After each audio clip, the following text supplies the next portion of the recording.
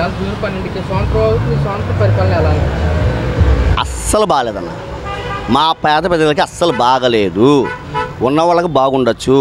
ఎందుకు అంటే ఆయన ప్రతి కార్యక్రమంలో వాళ్ళనే బాగు చేస్తున్నారు. మమ్మల్ని అయితే బాగు చేసినట్టుగా ఇప్పటిదాకా కనిపించలేదు. అసలు జగన్మోహన్ రెడ్డి చేసినవన్నీ ఎందుకు తీసేస్తున్నారు?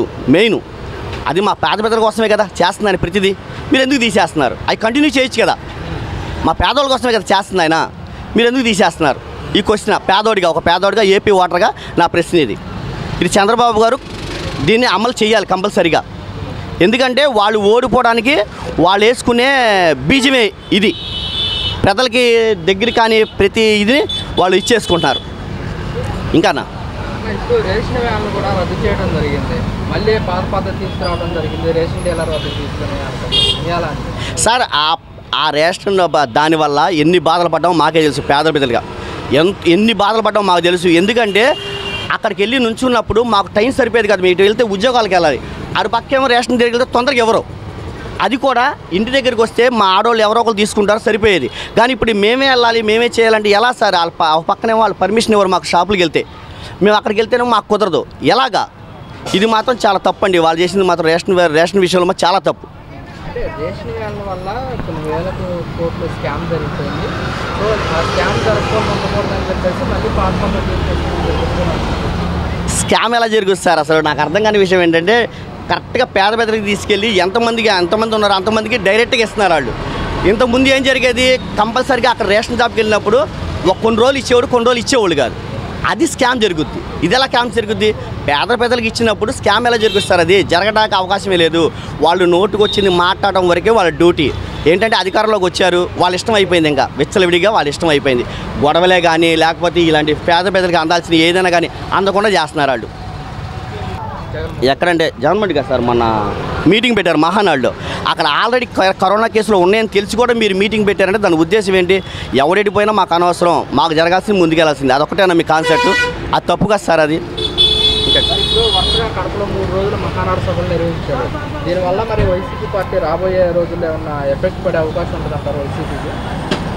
సార్ జనాల్ని తరలించే వాళ్ళలో మేము కూడా ఉన్నాం సార్. మా పేదవాళ్ళకే తరలించేది, డబ్బులు ఇచ్చేది మాకే కదా, మా వాళ్ళకే కదా వచ్చేది, మా ఊర్లకే కదా వచ్చేది. ప్రతి నాయకుడు ఉంటాడు, ప్రతి కార్యకర్త మా వాళ్ళలో ఉంటాడు కదా, ఎవడు ఉండకుండా ఉంటాడు కదా. వాళ్ళు వచ్చిన వాళ్ళు తిట్టి పంపించిన వాళ్ళు మా ఏరియాలో మాకు తెలుసు. ఏరియా పేరు చెప్పను కానీ నేను మళ్ళీ ఎలక్ట్ అయిపోతారు. వాళ్ళు ఏరియా పేర్లు చెప్తే ఎలక్ట్ అయిపోతారు. ఆ ఏరియాలో తిట్టి పంపించారు ఆడవాళ్ళు. మీరు మాకు చెప్పింది ఏంటి? మీరు మీటింగ్లకి మేము ఎందుకు రావాలని తిట్టి పంపించారు. ఇంకా అలా చేతకాక ఏం చేశారంటే ఇక ఈ అంగన్వాడీ వాళ్ళని వీళ్ళని మనం చూసాం కూడా. బూతులు తిడతాం. ఒక నాయకుడు పచ్చి బూతులు తిడుతున్నాడు. అలా తిట్టి వాళ్ళు పిలిపించుకున్నారు తప్ప మనస్ఫూర్తిగా ఎవడు వెళ్ళాడు సార్? పేదవాడు అనేవాడు వాళ్ళ మీటింగ్లకి 5 ఏళ్లలో మనస్ఫూర్తిగా ఎవడు వెళ్ళాడు?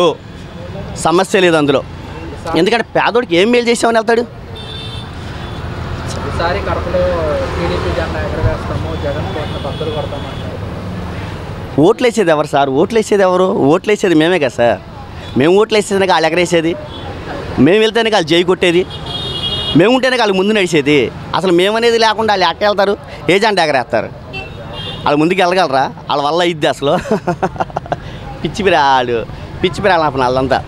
జగన్మోహన్ రెడ్డి 2.4 చూపిస్తాను, ఈసారి మా ప్రభుత్వం అధికారంలోకి వస్తుంది.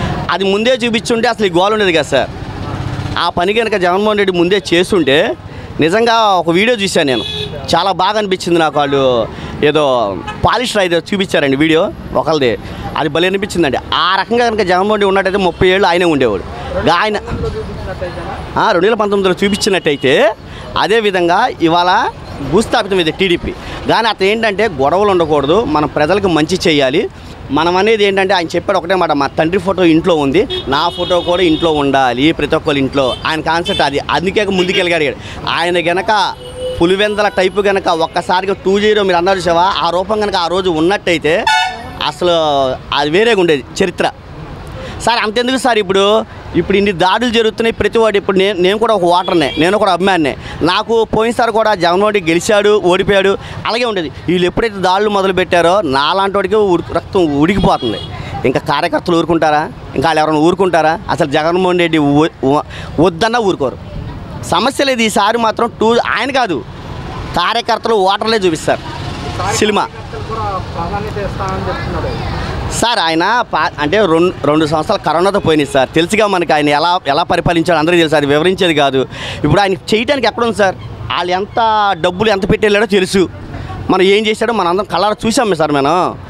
అందుకే దానివల్ల ఆ 2 సంవత్సరాలు పోవడం వల్లే కొంచెం వెనకబడిపోయాడు. కానీ లేకపోతే కనుక వేరే ఉండేది పొజిషన్. ఎలా అనిపించింది కూటమి ప్రభుత్వం పనితీరు? 1 ఇయర్ పాలన దగ్గరలో ఉంది, ఎలా ఉందా? నేను ఒక టీచర్నండి, ఇంజనీరింగ్ కాలేజీలో ఫ్యాకల్టీ. మేము ఈ 1 ఇయర్ని గమనిస్తే ఇప్పుడున్నంత వరకు పరిస్థితులు బాగున్నాయండి. రోడ్లు అవి చాలా బాగున్నాయి. అంటే పూర్తిగా కొత్త రోడ్లు వేయలేకపోయినా గుంటలన్నీ పూడుస్తున్నారు ముందు. దానివల్ల ఆటోల వాళ్ళు కూడా కొంత సంతోషిస్తున్నారు. ఎందుకంటే గవర్నమెంట్ ఇచ్చే డబ్బులతో కంటే రిపేర్లకి ఎక్కువ అవుతున్నాయి పాపం వాళ్ళకి. ఆ విధంగా వాళ్ళకి డబ్బులు కూడా మిగిలినట్టే. ఇప్పుడు రియల్ ఎస్టేట్ రంగం అభివృద్ధి చెందుతుంది. రియల్ ఎస్టేట్ బాగుంటే ఎలక్ట్రికల్ వర్క్ చేసుకునే వాళ్ళు బాగుంటారు, పెయింట్లు వేసే వాళ్ళు బాగుంటారు. ఆ రకంగా అందరికీ పనులు దొరుకుతున్నాయి ఇప్పుడు. అందువల్ల ఏంటంటే అందరికీ కూడా ఇప్పుడున్న ప్రభుత్వంలో మంచిగా జరుగుతుంది. పథకాలు అంటారు కొంచెం సమయం పడుతుంది. దానికి మనం ఎదురు చూడాలి. అంతవరకు ప్రభుత్వాన్ని ప్రెజర్ చేస్తే ఉపయోగమే ఉండదండి. అది గతంలో రోడ్లు అంటే ఇప్పుడు ఉదాహరణే చెప్తాను మీకు. మాది గుడ్లవల్లేరు నుంచి వస్తూ ఉంటాం కాలేజీ నుంచి. గుడ్లవల్లేరు నుంచి రావాలంటే గుడివాడ మీదుగా రావాలి, లేదా పామర్ మీదుగా అన్న రావాలి. గుడివాడ నుంచి కంకిపాడి మీదుగా వచ్చామనుకోండి బస్సులో, ఇక మీరు తర్వాత రోజు లేవలేరు, అంత భయంకరంగా ఉంటాయి రోడ్లు.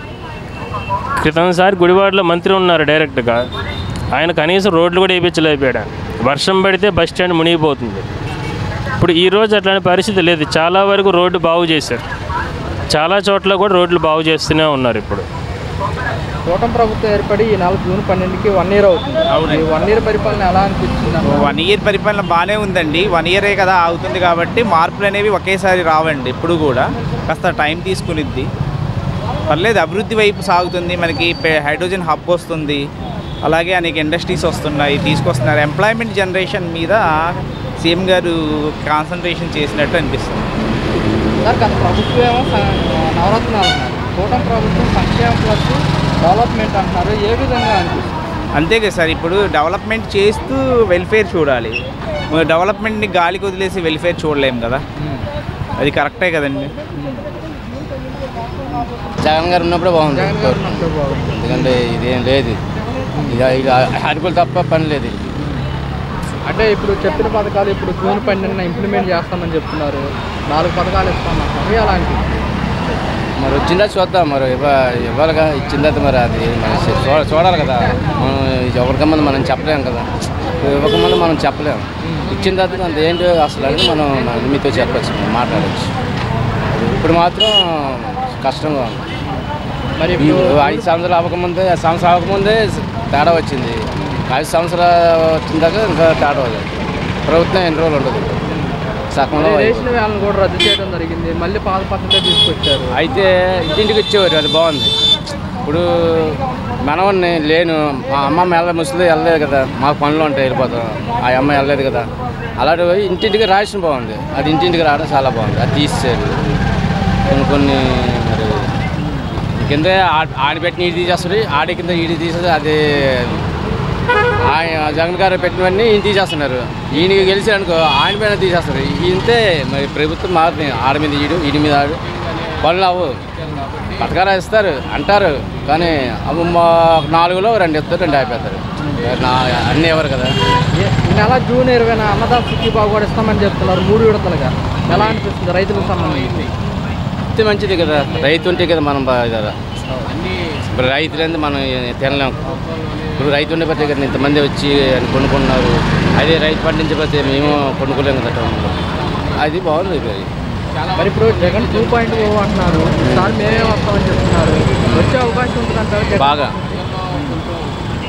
వచ్చే ఓట్లో పడితే కొంచెం తేడా వచ్చింది. ఎందుకని అంటారు? 11 సీట్లకే పరిమితం అయిపోయింది. ఎలా వస్తుంది అనుకుంటారు? అన్ని మంచి అంటే మరి